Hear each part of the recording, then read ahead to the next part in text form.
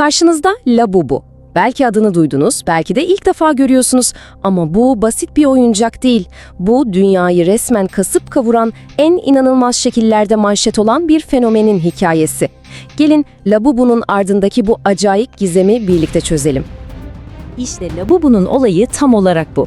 Bir yanda pop yıldızlarının, influencerların çantasından düşürmediği havalı bir moda aksesuarı. Hani bende de olmalı dedirten cinsten.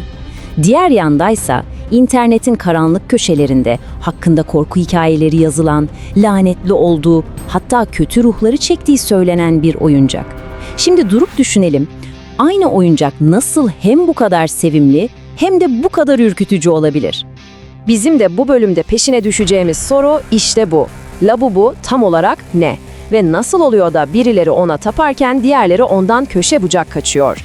Gelin bu ilginç oyuncağın yaratıldığı ilk günden bugünkü tartışmalı haline uzanan yolculuğuna hep birlikte bir göz atalım. Ama önce olayın büyüklüğünü bir anlayalım. Çünkü bu gelip geçici bir oyuncak modası falan değil. Hayır, bu kelimenin tam anlamıyla küresel bir fenomen. Rakamlara bir bakın. 670 milyon dolar. Evet, yanlış duymadınız. Labubu'nun da içinde bulunduğu The Monsters markasının sadece bir yılda elde ettiği gelir bu. Yani bu işin ticari boyutu gerçekten akıl almaz seviyelerde. Eğer 670 milyon dolar yok artık dedirtmediyse sıkı durun. Sadece bir tane, evet tek bir tane gerçek boyutlu Labubu figürü geçtiğimiz günlerde bir açık arttırmada tam 170 bin dolara satıldı. 170 bin dolar. Artık bunun bir oyuncak olmadığını, çok değerli bir koleksiyon parçasına dönüştüğünü sanırım hepimiz anladık. Peki bu popülerlik patlamasının arkasındaki itici güç neydi? Tabii ki ünlüler. Özellikle de Blackpink'ten Lisa'nın çantasında o Labubu'yu görenler resmen çıldırdı. Bir anda olay küresel bir statü sembolüne dönüştü. Sonrası çorap söküğü gibi geldi zaten. Rihanna'dan tutun da Bollywood yıldızlarına kadar herkes bu akımın bir parçası oldu. İyi de tüm bu sansasyonun ortasındaki bu ilginç karakter, bu yaratık nereden çıktı? Gelin şimdi hikayeyi en başına saralım. Her şeyin başladığı o noktaya, yani Labubu'nun resmi doğum hikayesine gidelim. Aslında Labubu, yaratıcısı Kei Sing-lung'un zihninde işte böyle bir karakterdi. İskandinav folklorundan esinlenmiş, biraz oyuncu, biraz yaramaz ama özünde iyi kalpli bir elf. Yani bildiğimiz masal karakteri. Hani korkutucu falan hiçbir yanı yok, tamamen masum, tatlı bir hayal ürünü.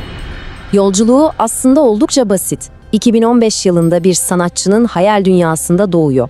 2019'da Pop Mart'la anlaşınca seri üretime geçiyor ve 2024'te hani o meşhur Lisa fotoğrafıyla birlikte bir anda patlayıp küresel bir çılgınlığa dönüşüyor. Bu kadar net.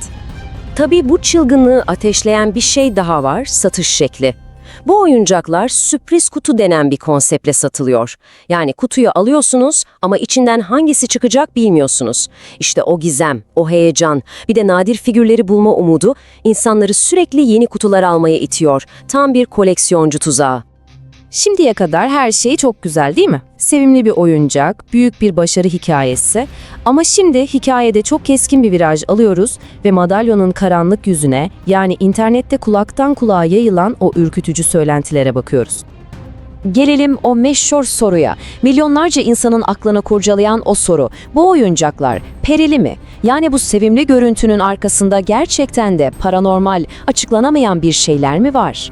İnternetteki Fısıltı gazetesine bakarsanız cevap kesinlikle evet. Sosyal medyada anlatılanları bir dinleseniz kanınız donar. İnsanlar neler neler yazıyor. Oyuncak geceleri bana göz kırptı diyenler mi ararsınız? Sabah uyandığımda vücudumda garip tırmık izleri vardı diyenler mi? Hatta bazılarınınki kendi kendine yer değiştiriyormuş, bir gecede rengi falan değişiyormuş. Bunlar öyle 3-5 kişinin lafı değil, Daily Jagrin gibi kaynakların derlediği en yaygın iddialar.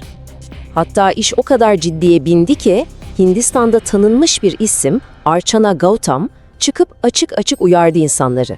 Bir arkadaşının başına gelenleri anlatarak bu oyuncak hiç iyi değil dedi. Girdiği evi mahvediyor, hayatları darmadağın ediyor. İddiasına göre bu oyuncak yüzünden ilişkiler bitiyor, hatta çok daha kötü şeyler oluyormuş. Peki bu şeytani söylentiler nereden besleniyor? En popüler teorilerden biri, Labubu'nun meşhur The Exorcist yani Şeytan filmindeki iblis Pazuzu'ya olan inanılmaz benzerliği. O dişli sırıtış, sivri kulaklar, kocaman gözler. İnternetteki meraklılar bu iki resmi yan yana koyunca teori adeta alev aldı ve hızla yayıldı. Tabii bu kadar zıt iki hikaye olunca olay sadece internette kalmadı. Bu tartışmalar gerçek dünyaya taştı ve dünyanın farklı yerlerinde çok somut, çok ilginç sonuçlar doğurdu. Tepkiler o kadar büyüdü ki bazı hükümetler devreye girmek zorunda kaldı. Düşünün, İngiltere'de insanlar mağazalarda Labubu için birbirine girmiş. Rusya'da çocukların psikolojisini bozar diye yasaklanması gündeme gelmiş. Irak'ta ise işler iyice çığırından çıkmış, şeytani ruhlarla bağlantılı diye 4000'den fazla oyuncağa el konulmuş. Ama hikayenin bir de tam tersi bir yönü var ki bu daha da ilginç. Bazı yerlerde yasaklanırken başka kültürler Labubu'yu inanılmaz şekillerde sahiplendi. Mesela Tayland'da insanlar zenginlik getirsin diye muska niyetine kullanıyor. Singapur'da bir siyasi partinin en sevimli gönüllüsü oluvermiş. Hatta yine Singapur'da gençleri çekmek için dini bir festivalin parçası bile yapılmış. İnanılır gibi değil. İşte durum bu. Bir yanda lanetli olduğu düşünülen, yasaklanan bir oyuncak, diğer yanda şans getirdiğine inanılan, kutsanan bir figür. İki ayrı uç. Peki tüm bunları toparladığımızda nasıl bir sonuca varacağız? Aslında Labubu'nun hikayesi oyuncağın kendisinden çok bizimle ilgili. Bizim ona ne anlam yüklediğimizle ilgili. Sanki o, üzerine kendi umutlarımızı, en derin korkularımızı, batıl inançlarımızı, her şeyi yansıttığımız boş bir tuval gibi. Yani bu olay aslında günümüz dünyasının mükemmel bir özeti.